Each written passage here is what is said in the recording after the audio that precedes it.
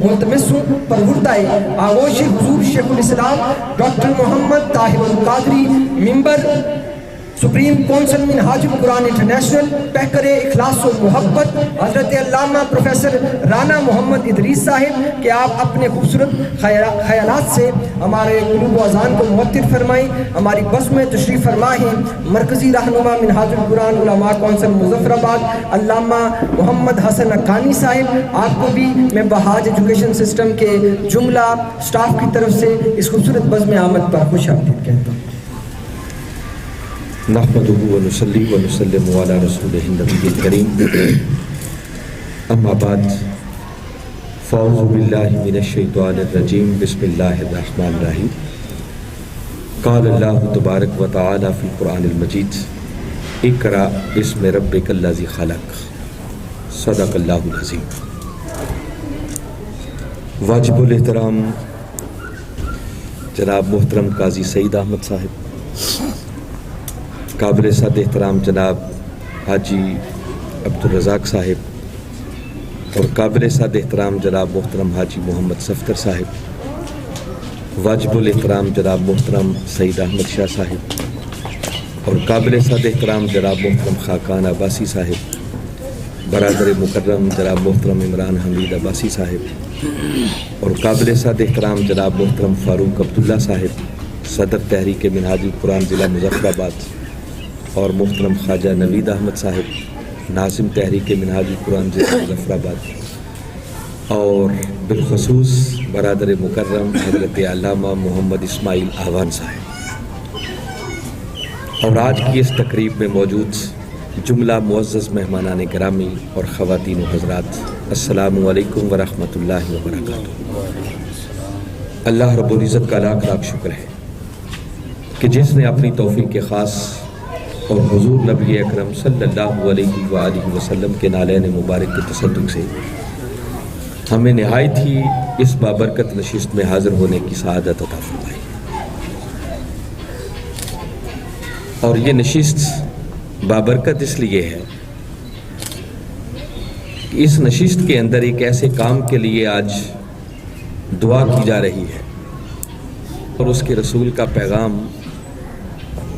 مخلوق تک پہنچانے کے لیے ایک بہت بڑی، میں سمجھتا ہوں، درسگاہ کی بنیاد رکھی جا رہی ہے۔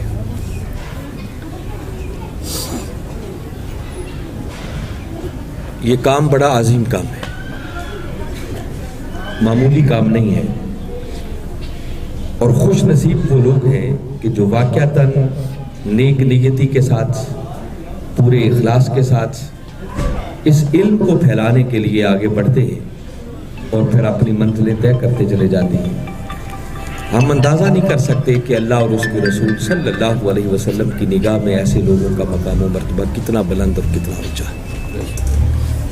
اس بات میں شک نہیں ہے کہ محترم پروفیسر سعید احمد شاہ صاحب جو فرما رہے تھے کہ قرآن پاک سے اخذ کر کے یہ لفظ اس ایجوکیشن سسٹم کا نام بہاج ایجوکیشن سسٹم رکھا ہے، جس کے اندر حرارت کا معنی بھی پایا جاتا ہے، اور وہ حرارت میں نے پریکٹیکلی باقاعدہ محترم اسماعیل آوان صاحب کے جذبوں میں دیکھی ہے۔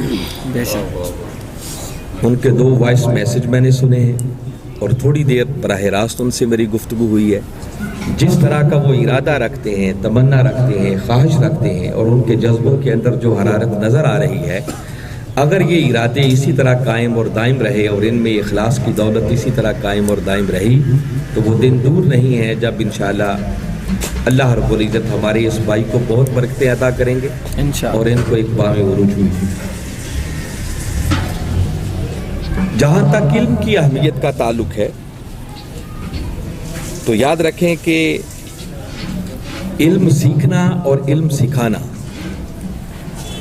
اگر ہم غور کریں تو اس کائنات کا سب سے بڑا اور سب سے پہلا معلم وہ خود خدا ہے، سبحان، اور سب سے پہلے متعلم جو علم سیکھنے والے ہیں وہ خود تاجدار کائنات صلی اللہ علیہ وسلم کی ذات مبارک ہے۔ ذرا چشم تصور میں لائیں وہ ماحول اور وہ منظر جب غار حرا کی خلوتیں ہوتی ہوں گی اور اللہ رب العزت براہ راست قرآن کے نصاب کی شکل میں اپنے محبوب کو وہاں تعلیم کے زیور سے آراستہ کر رہا، یہ مرحلے بھی بہت بعد کی ہیں. اس سے بھی پہلے ایک مرحلہ اور سٹیج ایسا گزرا ہے کہ جس مرحلے پر اللہ رب العزت نے اس غار حرا کے مرحلوں سے بھی بہت پہلے یہ سارا کچھ ایک اور یونیورسٹی اور درسگاہ میں اپنے محبوب کو سب کچھ سکھا دیا تھا. آپ کبھی سورہ رحمان پر غور کریں. ایک بڑی لطیف بات کی طرف میں آپ کو متوجہ کرنا چاہ رہا ہوں. باری تعالیٰ نے بات یوں کی, فرمایا الرحمن علم القرآن خلق الانسان. باری تعالیٰ نے سب سے پہلے اپنا ذکر کیا الرحمن اور اپنی صفت رحمت کا بیان کیا. فرمایا کون رحمان؟ علم القرآن, جس نے قرآن سکھایا. اور قرآن سکھانے کے بعد اگلی بات کی خلق الانسان, انسان کو تخلیق کیا. اب اللہ کا کوئی کام بھی حکمت سے خالی نہیں ہوتا. میں بڑی خاص بات کی طرف آپ کو متوجہ کر رہا ہوں. آپ کبھی ان 3 آیات پر غور کریں. باری تعالیٰ نے پہلے اپنا ذکر کیا, پھر اپنے معلم ہونے کی صفت کا اظہار کیا کہ رحمان وہ جس نے قرآن سکھایا. سکھایا کیا؟ اس نصاب کا بھی ذکر کر دیا کہ وہ نصاب قرآن ہے. کائنات میں اس قرآن سے بڑھ کر کوئی علم کی کتاب اور ہو ہی نہیں سکتی. مگر اگلی خاص بات جس کی طرف میں آپ کو متوجہ کرنا چاہ رہا ہوں, باری تعالیٰ نے یہاں پر علم القرآن پہلے فرمایا ہے اور خلق الانسان بعد میں فرمایا. یعنی تعلیم قرآن پہلے ہے اور تخلیق انسان بعد میں ہے, جو اس بات کی طرف اشارہ کر رہی ہے کہ ابھی انسان بھی معرض وجود میں نہیں آیا تھا. آدم علیہ السلام کی تخلیق بھی ابھی نہیں ہوئی تھی کہ اس سے بھی پہلے باری تعالیٰ نے کسی کو یہ سارا قرآن سکھا دیا تھا.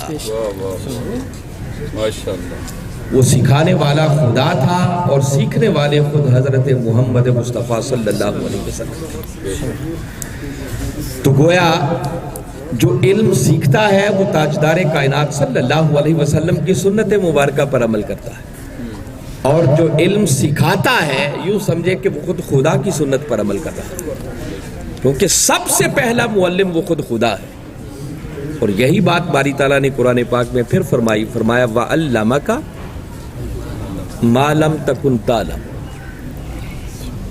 وَكَانَ فَضْلُ اللَّهِ عَلَيْكَ عَظِيمًا, کہ محبوب اللہ نے آپ کو وہ سب کچھ سکھا دیا جو آپ پہلے نہیں جانتے تھے. یہاں بھی ایک بڑی خاص بات ہے.